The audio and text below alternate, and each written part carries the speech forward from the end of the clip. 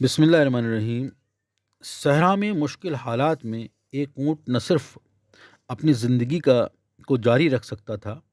بلکہ اپنے مالک کی زندگی کا ضامن بھی ہوتا تھا۔ اونٹ ایک ایسا جانور ہے جو گرمیوں کے موسم میں عرب کے دہتے ہوئے صحراؤں میں، جن پر سورج کی جلتی ہوئی کرنیں ہر وقت برستی رہتی ہیں، پانی پیے بغیر اور تھکان کا احساس کیے بغیر 10 دن تک زندہ رہ سکتا ہے۔ ہم انسانوں کے بدن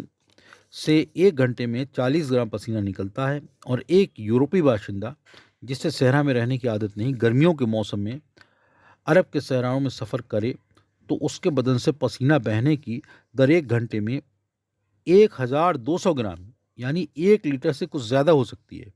یہی وجہ ہے کہ اگر یورپ کے رہنے والے عرب کے صحراؤں میں سفر کے دوران بہت جلد نڈال ہو جاتے ہیں، کیونکہ ان کے جسم سے جو پانی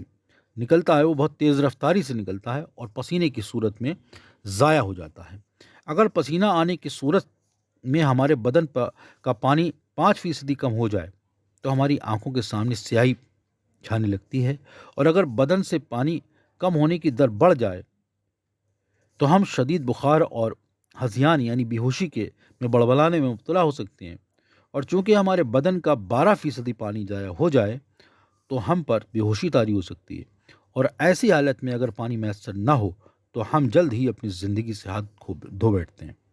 لیکن ایک اونٹ کے بدن سے شدید ترین گرمی میں اگر 50% تک پانی کم ہو جائے تو بھی وہ کمزوری کا اور نقاہت کا شکار ہوئے بغیر اپنا سفر جاری رکھ سکتا ہے، اور یہاں تک کہ اس کے ہوش و حواس میں بھی کوئی کمی اور خلل واقع نہیں ہوتا۔ اونٹ یعنی پانی پیے بغیر 10 دن تک اور 10 رات تک صحرا میں سفر کر سکتا ہے، اور صرف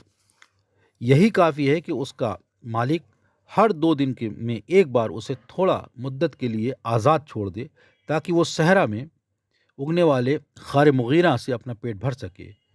10 دن اور رات کے لمبے اور لگاتار سفر کے بعد بھی اونٹ سوتا نہیں، بلکہ آرام کرنے کی غرض سے صرف بیٹھ جاتا ہے، اور اگر اسے اٹھایا نہ جائے تو جب تک کہ اسے بھوک اور پیاس کا احساس نہ ہو اپنی جگہ سے ہلتا تک نہیں۔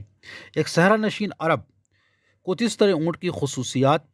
اور عادتوں سے مانوس گھل مل جاتا ہے کہ انسان یہ نہیں سمجھ سکتا کہ اونٹ کی شکیبائی، صبر و تحمل اور بردباری برداشت زیادہ ہے یا صحرا کے رہنے والے ان لوگوں کی جو اونٹوں کے ساتھ زندگی بسر کرتے ہیں۔ حضرت محمد صلی اللہ علیہ وسلم اپنے بچپن اور یہاں تک کہ جوانی کے زیادہ تر حصے میں جتنا عرصہ بیابان میں گزارتے تو وہاں ان کی غذا صرف اونٹنی کا دودھ ہی ہوتی تھی، اور انہیں نان و خلا، روٹی اور کھجوریں میسر نہ ہوتا تھا مگر شہر میں واپس آ جانے پر۔